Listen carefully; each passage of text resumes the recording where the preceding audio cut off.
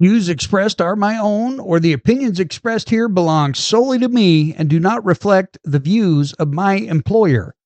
My name is Chuck Banks, and you're listening to the Coaching Culture in Athletics Radio Broadcast Network affiliate, Dog Pound Radio, the Chuck Banks Experience. We are excited to bring you quality content here in Southeast Iowa, or do you call it North Lee County, Iowa? We are excited to bring you live engagements of sporting events and, you know what, bringing in some political leaders and some avenues to make Fort Madison and North Lee County the best it can possibly be.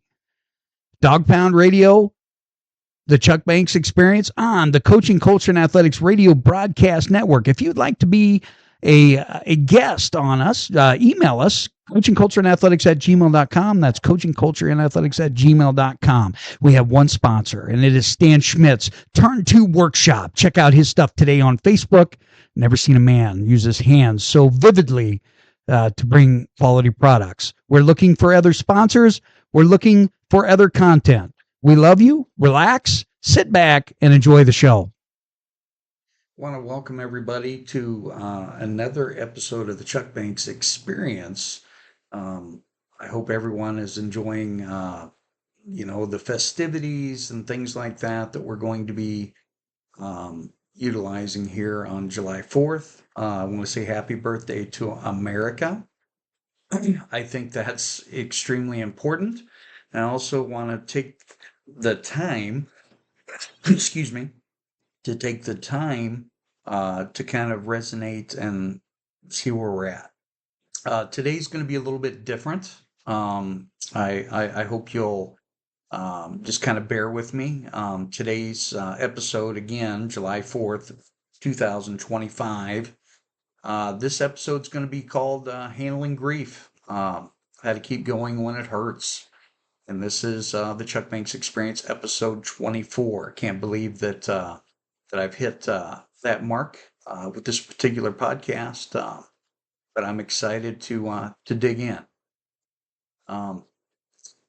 Everyone, again, welcome back to the Chuck Banks Experience. Today's episode is personal, it's heavy, and deeply human. We're talking about grief, that feeling you can't put into words. And if you've lost someone or if you've lost something that mattered, whether it's a person, it could be a death. It could also be relationships and things like that. Whether you're in it now, carrying it quietly, or bracing for it down the road, this episode is definitely for you.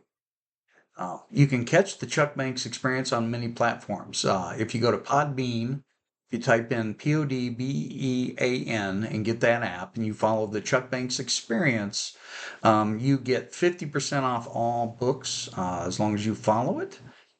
Be sure to check out Podbean. My podcast is also available on Spotify, iHeartRadio, and on YouTube. All you got to do on Podbean, Spotify, and iHeartRadio is all you got to do is type in the Chuck Banks Experience. It should show up. On YouTube, you can follow us. Just type in Coaching Culture in Athletics, and you get all of our information and shows and things like that on YouTube. So we're going to look at this, and I think it's very relevant. This past week, lost a soldier, a great soul, a great human being. It's very difficult to deal with grief. And this guy, I'm telling you what, touched the hearts and minds of all of us, and we're definitely going to miss him.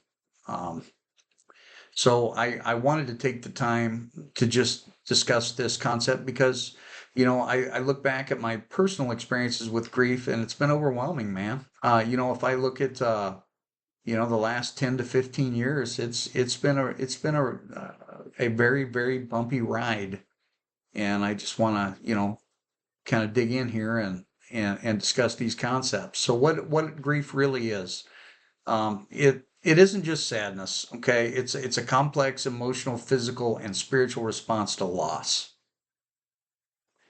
It shows up not just after death, but after divorce, estrangement, illness, loss of identity, or even lost dreams.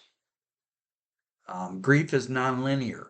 There's no timeline, and the stages don't happen in order. And I want to make sure that that's it's different for every person, every human being, and that's important. One moment you're numb, the next you're crying in a grocery store because their favorite cereal is still on the shelf.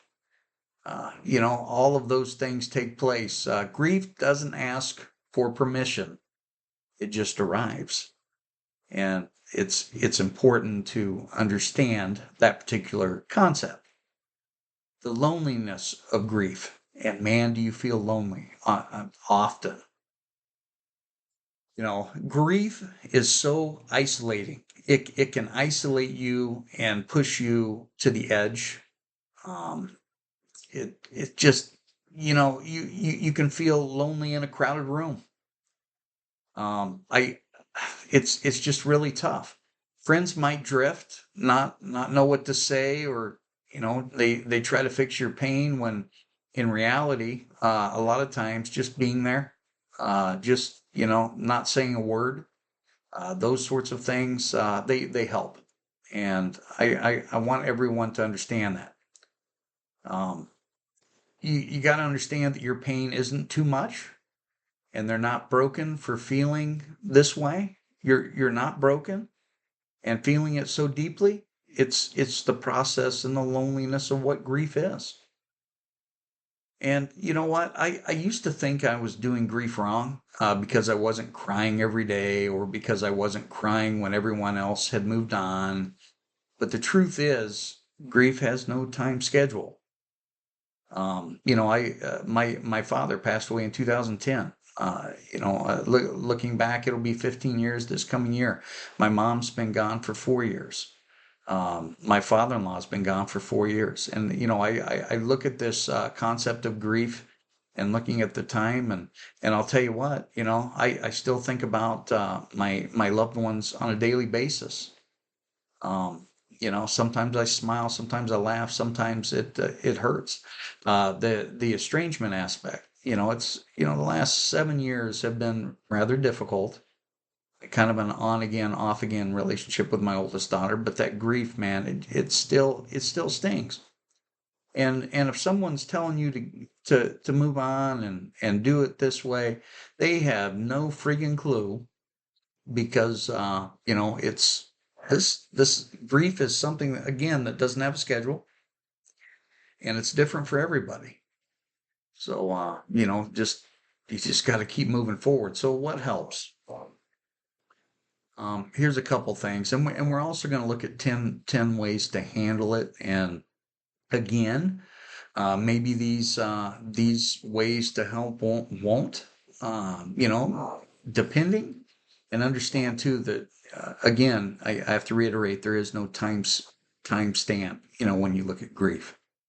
So rituals: light a candle, keep a journal, visit that special place, think of that smile.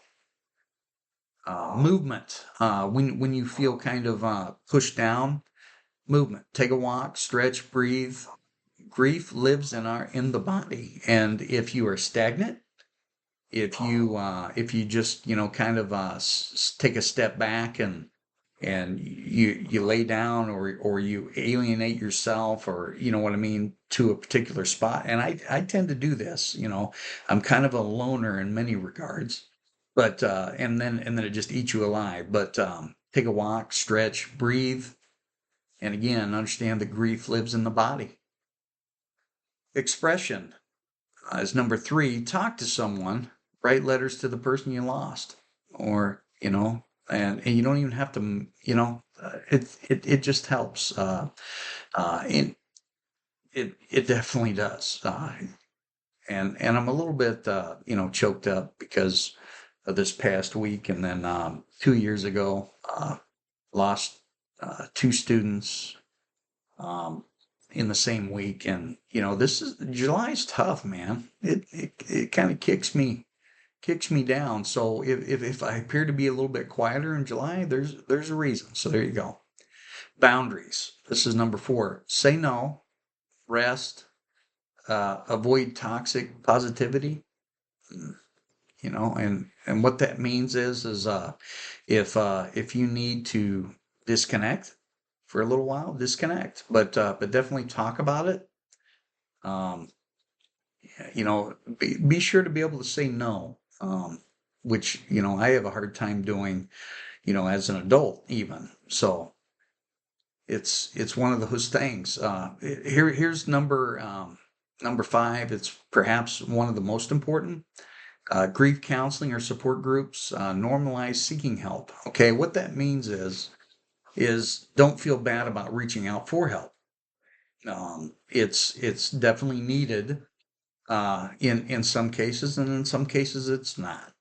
And if you hear somebody saying, "Oh man, I got through this shit myself," they're full of it, man. I they're trust me. So you're not supposed to carry this alone. And no, you don't have to be strong all the time. Grief takes strength just to wake up often. It's taken a lot of strength to come up with this podcast idea today to be able to help those out there that may be suffering, these or that are suffering the tone of grief. So life after loss, you don't get over grief. You carry it differently with time. And every morning at 11:11 a.m., I tend to look down at my phone, or I look at the clock, and that happens to be the time when my mother passed away. And instead of feeling like terrible, I now see her face every morning at 11:11 a.m., and I can't help but smile. Um, and again, that's taking time. Uh, Post-traumatic growth, the surprising ways grief can reshape you. And one thing that I discussed this past, not this weekend but the previous weekend, when I was down with mother-in-law, my wife, and Loki the beagle. We were talking about, it's crazy, you live separate lives, like I look at the time that my parents were alive. And then I look at it's just weird, man. And, it's like you live a completely different life. Like, my mother-in-law was discussing, she had a life before she met her husband, and then she had her life with her husband, and now she has her life without her husband. And it's just weird. It's weird how that traumatic growth shapes who you are. Grief is a price we pay for love. That's a quote from Queen Elizabeth, and it's definitely true, man. If you love, you're going to go through a lot of grief in your life. Oh man, I tell you what, grief doesn't go away, but it does soften. I want you to understand that. You may not feel it now, but you'll breathe again. You'll laugh again. You'll love again. Not because you forget, but because you remember in a new way. Um, Wherever you are today, barely holding it together or taking the next step, you're doing enough, and you're not alone. Okay, I want you to understand this. Anyway, I want to talk about the timeline of grief and understand that it's different for all of us. But this might allow you to kind of take the take those steps forward. So what you might experience and when, okay? And note, grief is not linear, like we discussed earlier. These phases often overlap, repeat, or skip entirely. 0 to 2 weeks, shock and disbelief. You may feel numb, detached, or in denial. Emotions can be muted or overwhelming. Tasks like funeral planning might feel mechanical. Common thoughts: this can't be real. I feel like I'm watching my life happen from the outside. All of those things in that shock and disbelief aspect that happens from day one. 2 to 6 weeks, acute grief. Okay, what acute grief is Reality starts to sink in. Emotional pain becomes more intense. This might be the time period where you really need help, and it feels like that your friends might not know what to say. So communicate to your friends and your loved ones what you need. You may cry often, feel anxious, lost, or deeply fatigued. Sleeping and eating are often disrupted during this time period during acute grief. Guilt or regret may show up. Common questions: could I have done more? Why did this happen? All of those components tend to kind of wreak havoc during the acute grief stage. 2 to 6 months early adjustment. Okay, what this means is the outside world moves on, but your grief remains. And, going on 15 years, my dad, the grief still remains. It's just different. People may expect you to be okay by now in the 2 to 6 month time frame. This can cause loneliness or even anger. And that's why, I always talk about you need to communicate your feelings properly. And when you need help, you need to reach out and get the help you need. During the early adjustment, you might begin adjusting to routines without the person, and things are definitely different. Emotionally, waves of grief may come and go without warning. And, your loved ones, your friends, as long as you communicate, man, you're going to be just fine. 6 to 12 months, first and anniversaries, and this one tends to really hurt. I mean, when you look at whether it's Christmas, no, it's the birthday, it's the anniversary of the grief issue, whatever. The firsts and anniversaries are tough. The first birthday, holiday, or anniversary without them can reopen those wounds, and they hurt. You may experience sadness, dread, or even guilt for feeling better on some days. You're starting to feel better, but and then you guilt yourself. Some people experience temporary depression during this time. Some people will experience permanent depression. Um, and again, it's okay, and that's okay. That's, I've been talking a lot about, whether it's depression and anxiety over the course of the last few months here on the Chuck Banks Experience. And it's important that you're able to open up and discuss those things because, believe it or not, it does help. Communicate. 1 year and beyond, the integrated grief period, they call it. The pain lessens in frequency, but may still flare up. And I'm here to tell you that it flares up all the time, with me personally. But again, understand that time's not linear when we look at grief. You begin to carry grief instead of being consumed by it. So you carry it instead of being, all consumed. Meaning making begins. How do I honor them? What have I learned, from this episode of grief that still kicks my butt on a daily basis? Love for the person remains, but life begins to feel possible again. And it again. I look at my situation with my oldest daughter. That grief, and again, we look at all these different aspects and time periods, and we excuse me, we talked about how you could relapse and go back and forth and whatever, and it's true. But again, at one point, life becomes to feel possible again. And it's okay. It's okay to have grief. It's also okay to be happy again. And I think that's something that's extremely important to look at. So here's some insights on grief, and then we're going to look at 10 ways that that might help you as you're going through this tough time. Grief doesn't end, but it changes in shape. You need to understand that. There's no normal timeline. If you're still grieving years later, that's okay.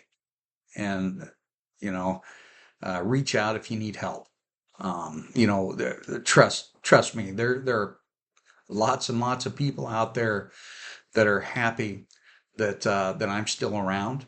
Um, my loved ones, and there's lots of you out there, including listeners, that have made an impact on my mental health to where I'm still around and I'm still kicking because of you. And I want to say thank you for that.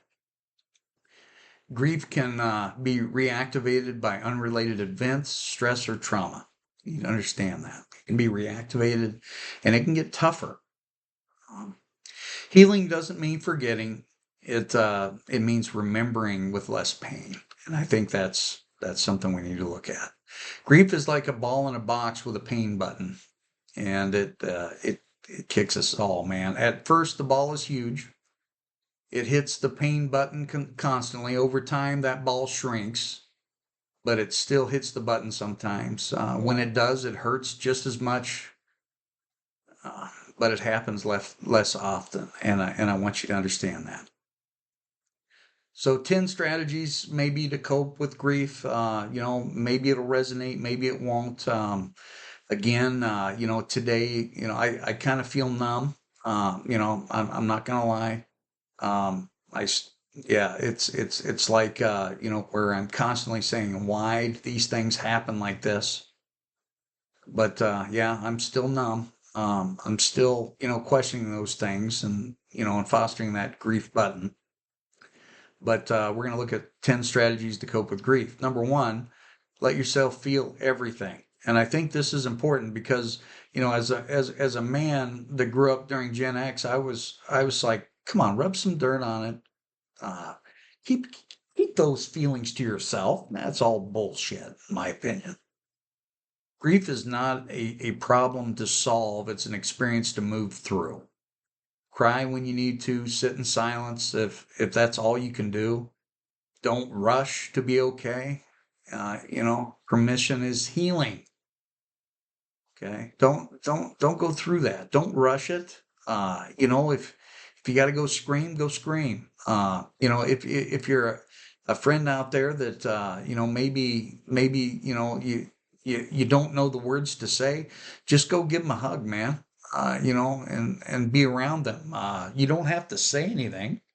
You don't have to share your experience because your experience means nothing. I don't say that as a negative. I merely say that as we all experience grief differently. Number two, name your emotions. Okay. I feel angry. I feel empty. I feel guilty. Labeling what you feel reduces the intensity of it. Okay. Try journaling, voice notes, or using, I don't even know what a feeling wheel is. And again, it might be okay for you guys, but I don't think I could use a feeling wheel. But I definitely journal. It gives shape to what feels chaotic. Okay, so name your emotions. Number three, talk to someone. Not everyone though, and and I say that it's a little bit crazy when I say it like that. Talk to someone, but not everyone. Choose safe people, not necessarily available people. Okay. There's going to be a lot of people that are going to pretend, to help, and they're not going to help. And I don't know how. I can't even candy coat that crap. Talk to a therapist, a friend, a pastor, or support group. Okay. Avoid people who minimize your pain. Everything happens for a reason. Oh, lordy, lord. Okay. Yeah, but there's no freaking reason for it. There's no freaking reason why I'm feeling this particular grief. And again, avoid people who minimize that crap. Oh, you got to get over that crap. No, it's me. It's my identity. And make sure that you communicate those things when those things happen. Let others bear witness. Grief needs to be heard. It needs to be heard. And find your safe people. Number four, create rituals to honor the person. Kind of like I said, 11:11. Every day I look at my watch or I look at the clock And for whatever reason, almost on a daily basis, boom, you know, then I see my mom's lovely face, and I smile. Light a candle every morning or on special days. Visit a meaningful place. A meaningful place could be anything, man. Probably not Walmart, but you know, but it could be. Write letters to the person you lost. Start a memory jar. Uh, Scrapbook. Get your pictures out. Meditate.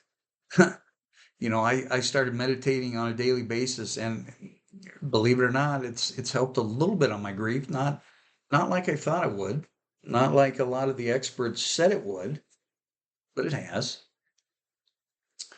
Number five, move your body, exercise, working out. Grief lives in the nervous system, and the body holds that tension. You need to understand that. Take daily walks, stretch, practice yoga, go play pickleball, whatever.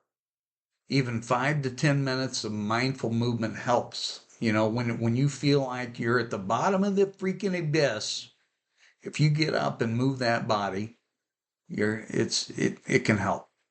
Crying while moving is normal and therapeutic. Understand that. Some people are going to cry, some people can't cry for whatever reason. Everyone's going to articulate grief differently, and it's important that we understand that. Number six, establish simple routines.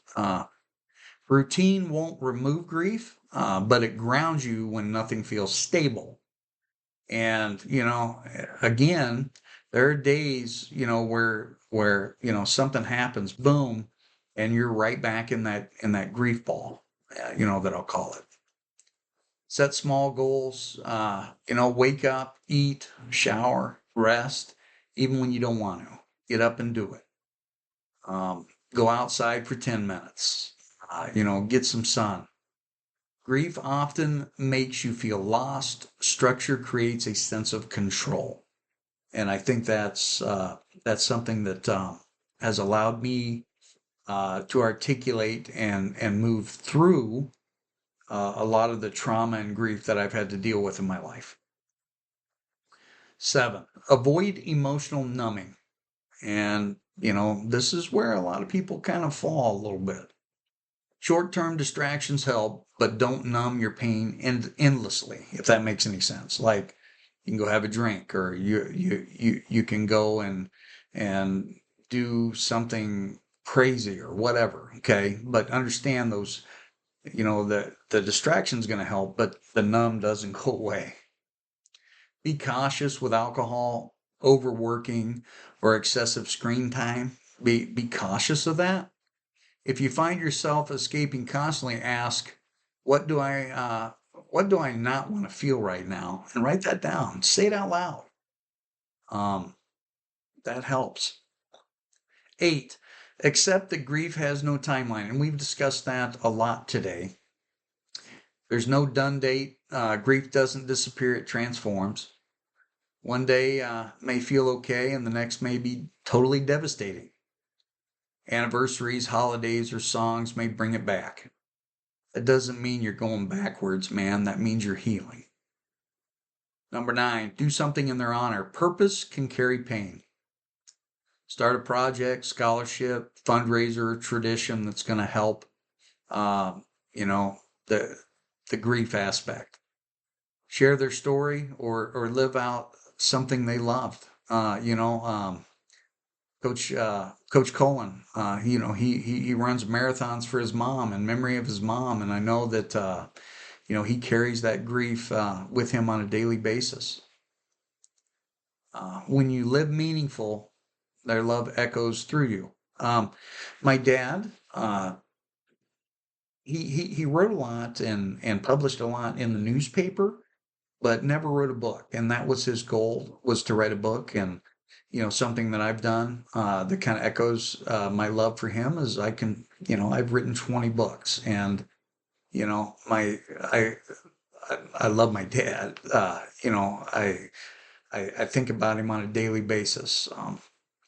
We and I believe there's still a scholarship in Centerville in regards to that. So living meaningfully, uh, their love echoes through you, and you're going to do things in the next whether it's one day, 30 days, 30 years. You're going to do something, and you're going to think, man, I can feel I feel them coming in. 10. Uh, Practice radical self-compassion. This is we look at grief as heavy, man. You don't have to carry it gracefully. Yeah, we're not all perfect human beings. Trust me. Oh, eat, sleep, cry, breathe. Forgive yourself for not doing it right. Forgive yourself right now for getting angry. For Forgive yourself for saying no a lot. Speak to yourself the way you'd speak to a grieving child. And we're all children of God, and I think that's important. Remember, joy is allowed too. Feeling joy doesn't mean you've forgotten them. It means their memory is a part of a life you're still allowed to live. All of us that are that are grieving this week, understand that you're not alone, and reach out. You can reach out to me anytime.